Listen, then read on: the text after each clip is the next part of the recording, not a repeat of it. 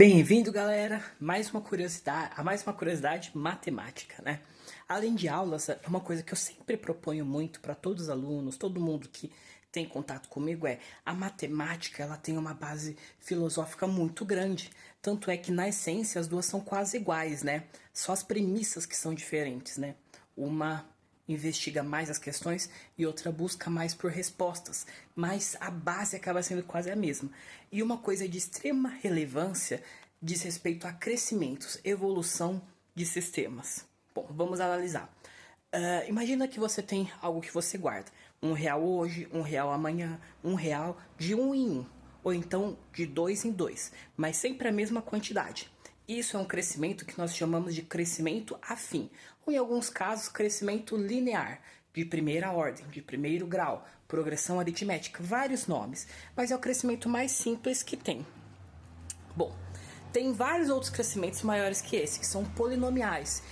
X², x ao cubo, quanto maior a potência, maior o crescimento vai ser a longo prazo. Beleza, vai fazer sentido porque que eu tô falando isso para vocês. E aí tem um crescimento famosíssimo que ele permeia a nossa natureza.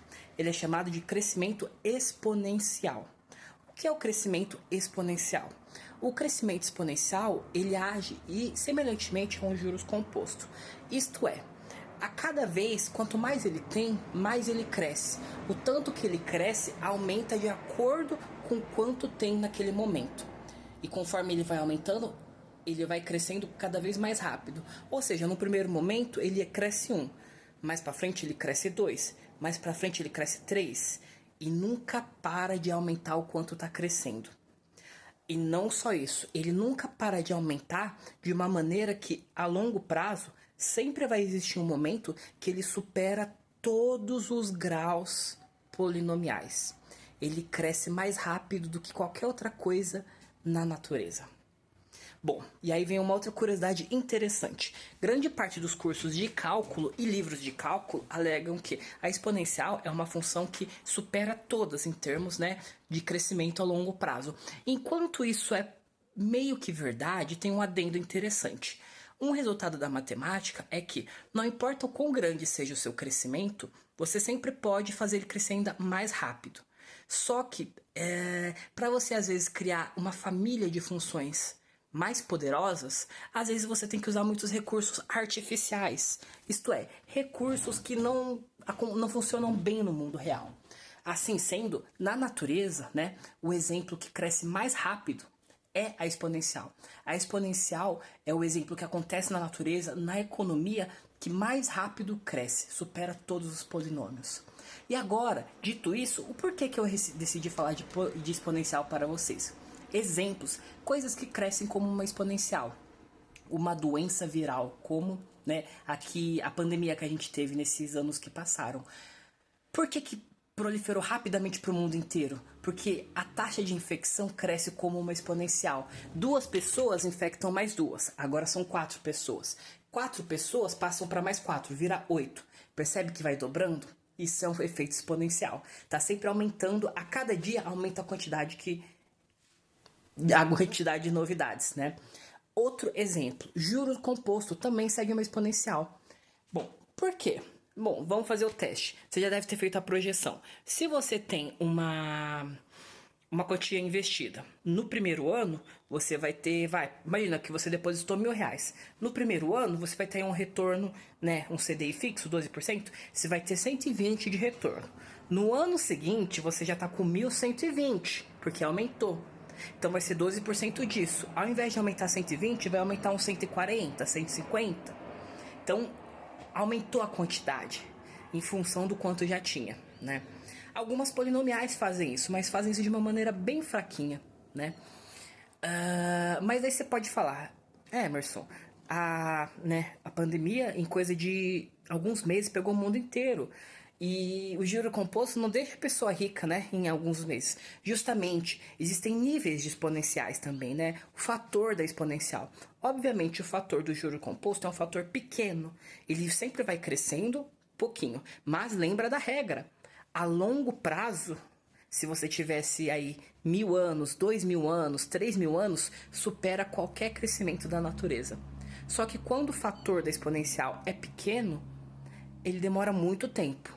Mas o que você tem de garantia é que ele sempre vai vencer. Sempre. Uma outra coisa interessante também, a inflação. A inflação também segue uma exponencial. Só que ela é uma exponencial que oscila, né? O fator desse ano é 4%, o fator do outro ano pode ser 6%, mas ela vai crescendo como uma exponencial. Por isso que às vezes uma moeda tá tão inflacionada que a gente precisa renovar ela. Uma moeda você precisa de R$ 1.000 para comprar um pão. O que a gente pode dizer, como a inflação segue um ritmo exponencial, é que em algum dia R$ 1.000 vai ser pouca coisa. E aí vai ser mais ou menos a época que a gente vai ter que refazer uma nova moeda. E vai demorar tempo? Vai, porque a inflação cresce numa taxa ainda menor que os juros compostos normalmente. Então vai levar mais do que 1.000 anos, né? Isto é, se a humanidade ainda existir até lá, né? Mas isso que é interessante. E aí vem a última coisa interessante. A exponencial ela tem um ritmo de crescimento tão grande que, se ela não freasse, ela superaria todos os expoentes possíveis no universo. Ela superaria até a quantidade de partículas possíveis no universo. Isso não parece possível, né? E aí vem uma grande coisa legal que acontece na natureza.